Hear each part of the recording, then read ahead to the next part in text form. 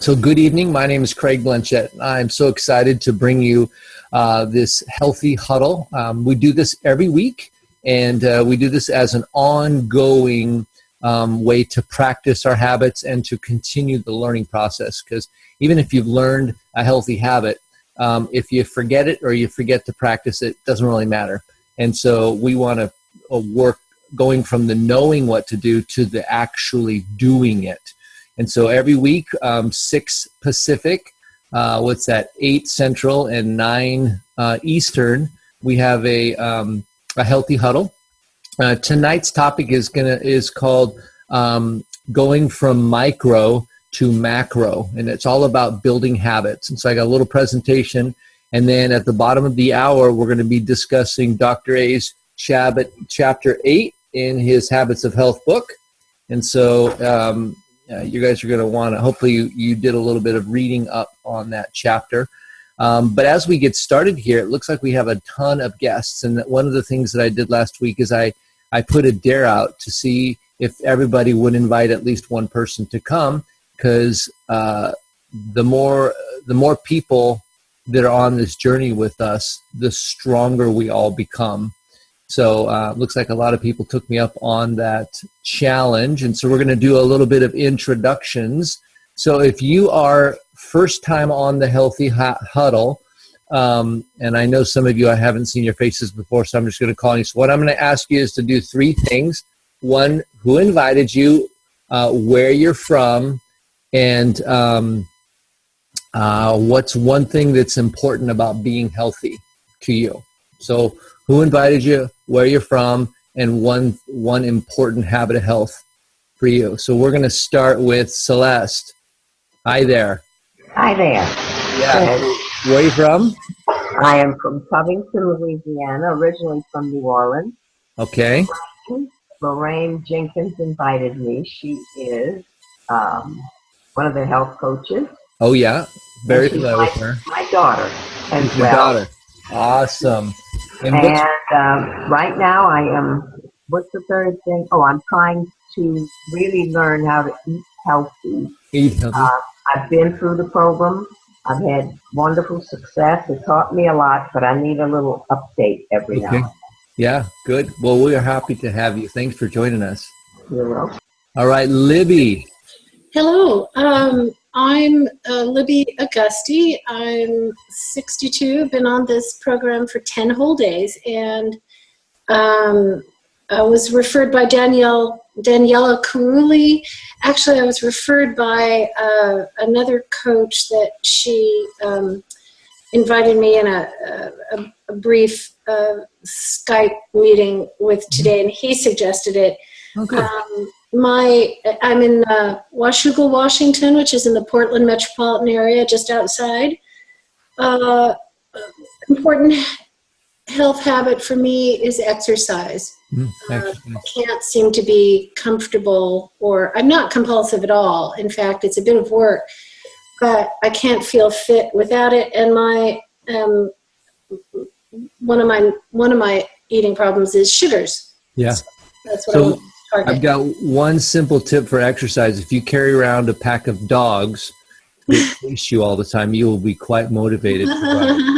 We have two cattle dogs. So these would be mean dogs that want to eat you. I'm just kidding. I mean, that would work, but don't do it. Nice to meet you, Libby. Thank you. All right. Marshy. Hi there. Is it Marsha, actually? Hi, Marsha.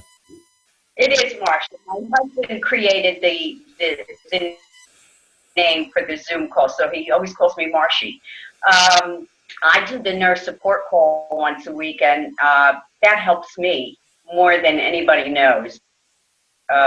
Becoming a health coach keeps me healthy. So I'm from Marietta, Georgia, and the habit that I always struggle with is, well, there are a couple of them, but one of them is getting in enough water and following a daily routine. Great. And by the way, that's Marcia Hildebrand. And we have a coach on our team. Her name is Linda Hildebrand. And I just looked at the last name, and so I invited both of them.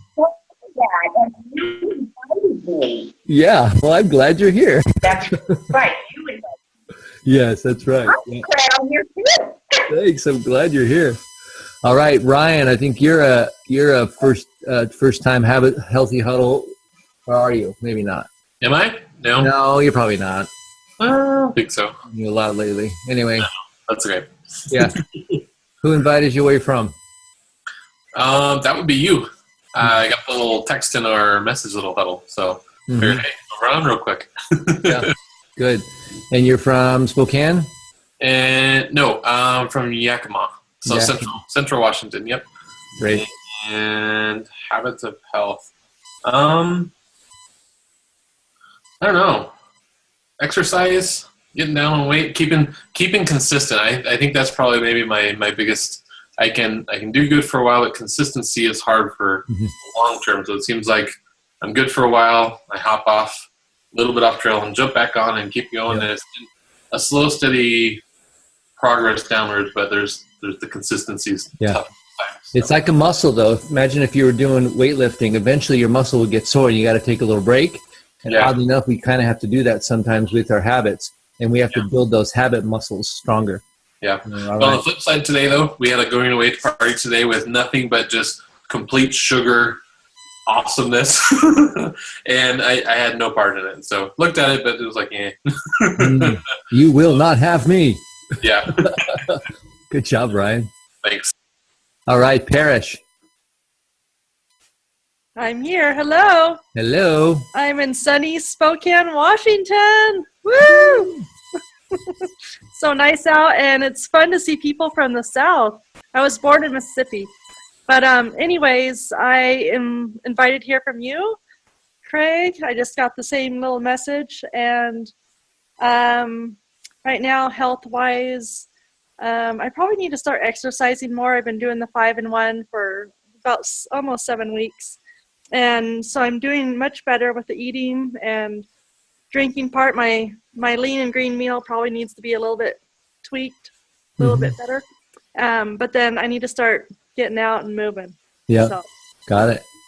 Awesome. And I'm skipping over the veterans because lots of you have been here, and I know your faces, and I'm glad you showed up. I'm not trying to dish you, but if we had all of you, we would basically get through the intros and we'd done with the call. So we don't want to do that. Let's see here. Sherry, I met you earlier today. Good to see you again. Where are you from? Who invited you? And what's one healthy habit you're working on?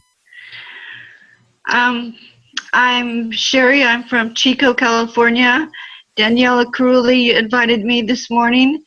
And the healthy habit I'm working on is getting my lean green, getting enough protein in my diet when I order out with my husband, getting that proportion for my meal. Great.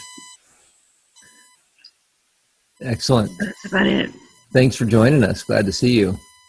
So, Michael, is this Michael Osborne by chance? It is. Oh, we can't hear you, though. I unmuted it, but somehow the audio is not coming through yet. Down on the bottom where it says the microphone, you can click on the little carrot. Oop. Can you get something now? Loud and clear. Yes. Okay. Yeah, well, I wasn't sure where I was invited, but I thought, well, I got the time, so I'll... Yeah. Yeah. Yeah, I think I've met you once or twice over the years. Yeah. Yep. Yeah. So I was going through Facebook about 15 to 20 minutes before this started, and I just started seeing who was online, inviting people that I knew. Okay. And you were one. I'm telling everybody else here, and so I was just trying to offer up what we do here, and it's glad to see you. So where are you from? And I invited you, but where are you from? And then what's one healthy thing you're working on or focusing on? Vancouver, Washington, originally a little town called Newhall, California, but I've been here for the last 30 years. I can't say I'm working on anything. I have a lot of things about my health that I would like to see changed. And I'm so busy right now. I work as a caregiver during the day, and then I come home and I take care of my mom. She has caregivers coming in to be her caregiver while I work as a caregiver. Got it. And she's eligible for about 164 hours a month. So I do her business for her, power of attorney and all that stuff. And what's going on with my health right now is this started out years ago. I guess the doctor called it eczema, but I'm not sure if it's the same anymore. It really breaks out on my hands. And it gets so bad that I have to wear exam gloves sometimes the whole shift. Oh, wow. Oh, and I don't know what I'm allergic to that's causing it. Hopefully it's not the gloves. No, it's not the gloves. I tried the other gloves from the agency just in case, the ones for people who have sensitive skin, and that didn't make any difference. Yeah. Well, we're glad you're joining us. Maybe you and I can connect again, and we can maybe talk about some of the other healthy things. What we do here every week is we have a healthy huddle, and we get together and build community, share stories. I have a topic tonight called Micro to Macro Health, Healthy Habits. And so thanks for joining us. Okay. Yep. All right, Wendy. No, I've seen you before. You're not new. Who else? Carol, Ryan. I think everybody else I've seen before. So welcome, everybody. Good job. All of you that invited people, because we have probably double the amount of people that we had, 28 people this week. And so great job, everybody, for getting some folks here and getting yourself back here again. So I'm going to jump into our little presentation here, and it's called, so what we're going to do is I'm going to go through just a few slides. We're going to have a little bit of dialogue, and then at the bottom of the hour, we're going to discuss Chapter 8 in the Habits of Health, and then we have our normal game that you guys can all play, our quiz show. So I was talking to Dr. Anderson today, and he was they're developing some new technology to help people work on establishing these micro and macro habits. Has anybody, the idea of a micro versus a macro, does anybody want to come off mute and kind of give a shot of what maybe those two things mean? Micro versus macro? Yeah, Marsha, let me unmute you. Go for it. Little versus big. Yeah, little would be micro, like a microscope. They don't have a macroscope. I guess your eyes are a macroscope, just using your normal eyes. But yeah, so macro is more of a big view, and micro is a small view. Exactly it. So let's see here. And so here's a little slide here that I found online that made good sense. You got the micro, which is the small, and then the shadow, which is larger, would be the macro. So hopefully that'll help you with that visual. And so Dr. A, initially, before he wrote the Habits of Health book, he actually had an anagram? No, that's not what it is. I don't know what it's called, but where you have each letter in B-Slim stands for something. And so does anybody here know what the B-Slim lifestyle, or have you heard of that? Anybody raise your hand if you've heard of B-Slim lifestyle? Yep. And so what's neat about the B-Slim lifestyle is those are the macro habits. And though each one of those macro habits has micro habits that are like ingredients. So here's another way to think of macro and micro.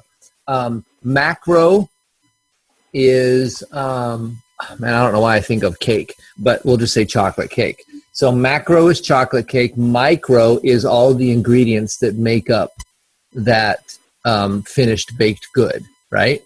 And so our macro habits are the B-Slim lifestyle. And we want to establish these habits and break those down into smaller habits. And the big habit is made up of the smaller habits, if that's what you will. So let's go through here. We're just going to go. Marsha, go ahead. I just got off our weekly team call from Team Palace, and Nicole DeWard said, micro, if you think of the micronutrients in the MetaFast products. They're the vitamins and the minerals. And then if you think of protein and fat and carbohydrates as your macronutrients. Yeah, so those are the bigger ones, and then the smaller ones, yeah. And in that case, the macro ones are where the calories are contained, whereas the micronutrients are just the vitamins and minerals. There's no calories in those. Another way of thinking about it. Yep. So here's the Be Slim lifestyle. We've got breakfast every day. So B stands for breakfast. Believe it or not, the way the Be Slim lifestyle came about is Dr. A did some research, and there was this group of people that had lost 50 pounds and kept it off for 6 or more years. And this group of people was considered the grand masters of weight loss, or grand champions or something like that. And so they took all this data on this group of people that had done that, and they boiled it down to these 6 different things they all had in common. And the first one was that they all had breakfast every day. And so having breakfast, you break a fast. Your body is fasting when you're sleeping because there's no food going in. And you want to break that fast with breakfast within an hour of waking up, 30 minutes to an hour of waking up. You want to get some fuel in your body and kind of start your metabolism going. About 70% of Americans don't eat breakfast. And about 69% of Americans fall in the overweight or obese category. When you combine those together, it's 69%. I don't know if all those people that are overweight and obese, if it's the same 70%, who knows? But it's funny that number is about the same. So breakfast every day is the first one. Exercise. So that can be lifestyle exercise, or that can be formal exercise where you actually go and do it. So lifestyle exercise would be things like, taking the stairs instead of the escalator, for example. And then formal exercise, you guys all understand what that is. Support. It's super important. And by the way, you guys are getting the S right now. You're part of this group, which is support, and we support each other. It's not like I know everything there is to know about health because I'm the one leading the class. I'm here learning as well with you, and we're doing this together. So breakfast, exercise, support. The L stands for low fat and low glycemic meals. They're small fuelings 5 to 6 times a day. And so we want to have essential fats, but keep them on the lower side and mostly focusing on the glycemic index of foods. We've been talking about that for the last few weeks as far as the sugar content. And then individual plan. Everybody here, if we were to go around, actually just during the beginning, lots of people had different habits they're working on. I bet you it depends on what you want to do in life. Right now, I'm working on optimal fitness. I'm working on going fast. I don't know how many of you are working on going fast as your plan right now, but all of us usually have a plan that's going from where you are to something healthier, and an individualized plan is going to work with you where you're at. And if someone is 60 versus someone is 20, you have a different body. Your body is more fresh at 20 than it is at 60. And so your individualized plan will accommodate the things that are appropriate for you. And then last is to monitor. We want to monitor somehow on a regular basis. Maybe it's once a week, maybe it's twice a month, but you want to monitor where you're at. The scale is a really simple way to monitor yourself. A pair of jeans that fits you just right is a way to monitor. You can use a measuring tape. There's a number of things you can do to monitor yourself, but it's always good to have something that's static, like a pair of jeans that doesn't stretch, or a measuring tape, or a scale. And those will give you feedback as to whether you're getting lax in your habits or whether you're, staying on track. So that's the Be Slim lifestyle, and those are the things that we are trying to incorporate sort of as those macro habits. Now, something like, breakfast. Macro habit might be breakfast, where the micro habit would be what you're going to eat for breakfast, what makes up that breakfast. And we're going to talk about sleep. So a micro habit of sleep If you struggle with getting good sleep, then the macro habit and one of the habits of health, one of those 6 habits, is sleep. Sleep is a really important piece of our health, our healthy lives. And so a micro habit would be to set an alarm before bed, or to dim the lights, or to avoid the backlit screens 30 minutes before bed. Maybe set your room temperature to cool, or 68 or less, or open a window. And so those are some of the examples. Those micro habits are what will build into the macro habit over time. And the idea here is to just start with one. You don't have to get all those right. So it's incremental growth over time, rather than thinking that you have to get them all right up front. And so there's Dr. A says that there's a London study that it takes 66 days on average to install a habit. So doing the same thing for 66 days in a row will install that habit. He also said that if you have a habit that you're trying to install and you miss it one day, you have a 5% chance of failure. Not a very much chance. If you miss a habit 2 days in a row, it goes from 5% to 40%. So missing that healthy habit 2 days in a row is significant. By day 3, it goes up to 90%. And so it's almost like after day 3 of missing one of your habits, if it's not a habit yet, just starting over. This is when you're building the habit, when it's not installed yet. So you really want to stick with those habits and stay on track day after day after day for those 66 days, and not get too far off, because you're installing that habit you have to be so intentional with it to get it there.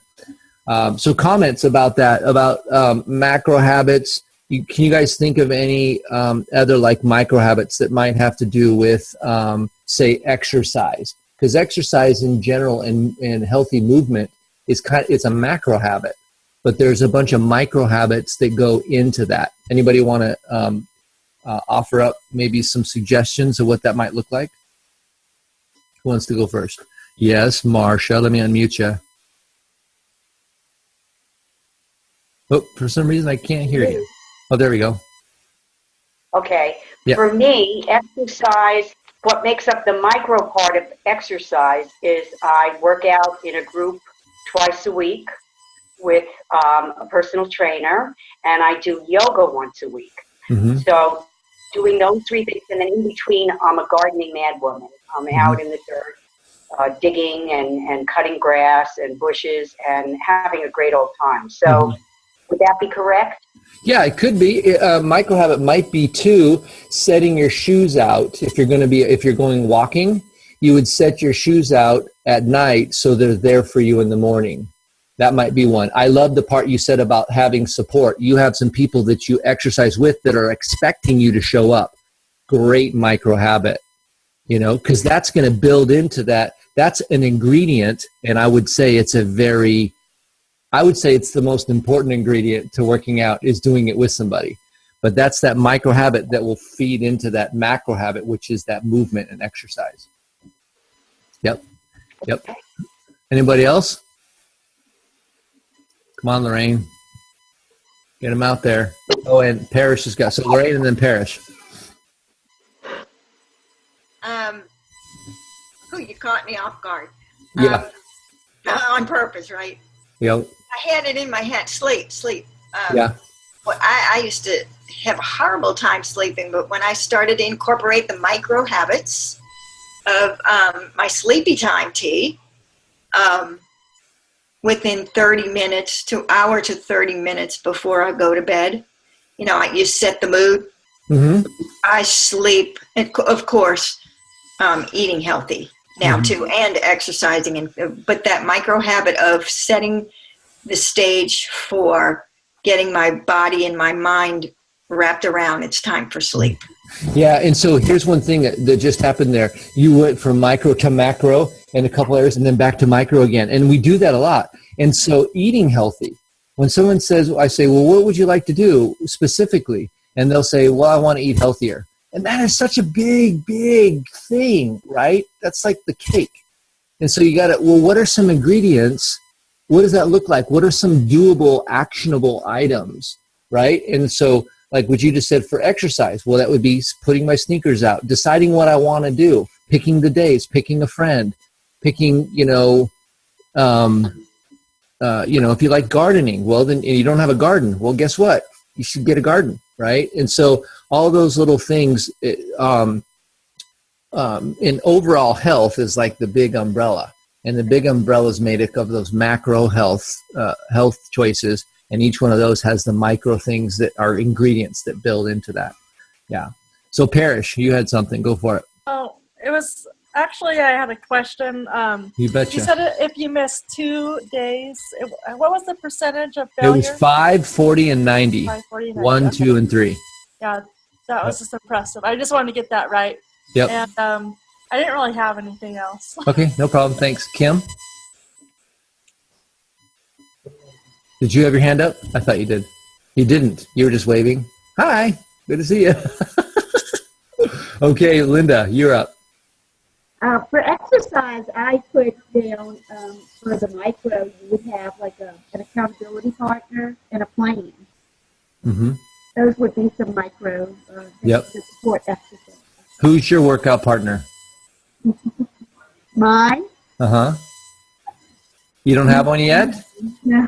Ah, well, there we go. So if that makes sense to you, and that's going to be a good thing, then the first thing for you, the micro habit, would be to seek out a workout partner. You probably want to start with people you like. Who wants to have a workout partner with somebody you don't like, right? So start with people you know that you like, and then, I had a person that said they wanted to walk, and I said, well, does anybody else in your neighborhood walk in the mornings? And they're like, yeah, I see people walking every morning. I said, well, tomorrow morning when you see them walking, go out there and walk with them. I bet they'll love it. And that's nice and simple. Excellent. Yeah, Celeste, let's see here. I'll unmute you. Go for it. All right. Are we just on micro habits for exercise? Or no, it could be anything. Healthy? It could be exercise. It could be sleep. It could be eating healthy. It could be a number of things. I'll go on eating healthy. Yeah. What I found helped me a lot was I made sure I didn't have things in the house when I do my groceries. I didn't have things in the house that would tempt me. Mm-hmm. And when I get gifts of candy, sometimes I get almost upset because I didn't know what to do with them. I knew I'd be tempted to eat them. And I gave them to my husband. He's nice and slim. Mm-hmm. But anyway, I just think that's a good micro habit for eating. Yeah. Really, don't have it in the house and around you. It's a lot harder to eat it if it's not in your house. And there's few of us that would be motivated to leave the house to go get something, even if we really wanted it. Yeah. So one thing I always thought of when I talk to my clients is when this whole idea, we're going to finish up with this and we're going to get on to chapter 8, but this whole idea of when we get tasty treats, that if you really were to think about it, it's slow-acting poison, right? I mean, think about it. It's a pretty aggressive way of talking about it, but some of these foods, if you just continue to sort of be nonchalant about them and just sort of having them regularly, you lose your health in many cases. And so the idea is it's when you have it in your house, you have two options, right? It's either the garbage or the toilet, right? Think about it. If you eat it, it goes in the garbage, but to the toilet, right? If you don't eat it, it can go just straight to the garbage. Now, one of those, that food cycles through you and becomes part of you. So it drops all of its stuff off into you and all of its sugar stuff, and it does all that, and it becomes part of who you are, your body, and then you get rid of whatever the waste is. So I was always thinking about that. If it's the toilet or the garbage, and if I go straight to the garbage, it doesn't have to become part of me first. Well, that's not such a bad idea. And sweets and those kinds of things are among the least expensive foods on the planet. So if you think you're just, if it's a financial thing, get over it, right? Just allow yourself to throw it away. It's slow-acting poison. And then another thing a lot of people will talk about is when they have a birthday party and they work in an environment where there's a birthday almost every week. And I heard one person on maybe it was the nurse's support call, and she said, I celebrate when it's my celebration. I don't celebrate when it's yours. Otherwise, she'd be having cake every week. And so that may be something. Is it my birthday? I'm having cake. If it's your birthday, you can have cake, and I'll watch. And so that may be something to have you kind of think about. Celebrate when the celebration is yours, and that might help you. Stephanie, yeah, I'll unmute you here. Go ahead. Yeah, I just kind of was thinking about that too, especially when it comes to like sugar sodas and juices and things like that.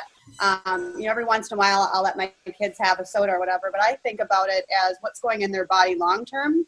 So you can look at it like from a macro, micro perspective when it comes to, you might drink one soda a day and maybe that's not so bad and you're thinking that's not so bad, but what's really bad is the accumulation of that over time. Drinking, one sugar soda over, a day for 365 days could add, 10 pounds to your body. Yeah. And not only that, all the chemicals that are in it as well. So I think of that from a micro, macro level as well. Brilliant way to tie it all up like a pretty bow, in a pretty bow. That was perfect. Excellent. All right. So that's going to conclude. So this is just a slight topic to have you guys kind of consider the macro habits of health and then the micro choices that will build into those. And Dr. A was saying today, if you're trying to do exercise and you started with the micro habit of one push-up a day, just one, everybody could do that. Nobody is too busy to do one push-up a day. And you just start doing that. And then someday you might have an idea to do two. Right? You might get really good at one push-up, so you might decide to do two. And it's that incremental growth. And this is what one of the things he said is be in a growth mindset, not good or bad, but growth. So it's not that my choice is this is good or this is bad, but I'm in a growth mindset. So I'm going to be growing, and that would be like deciding to do a push-up a day. That's a growth mindset. I'm moving forward. And it's not just whether I'm being good or I'm being bad, but am I growing? So awesome. All right, guys. Well, thank you so much for joining me. Stay where you're at. We're going to get to our next segment here in just a second.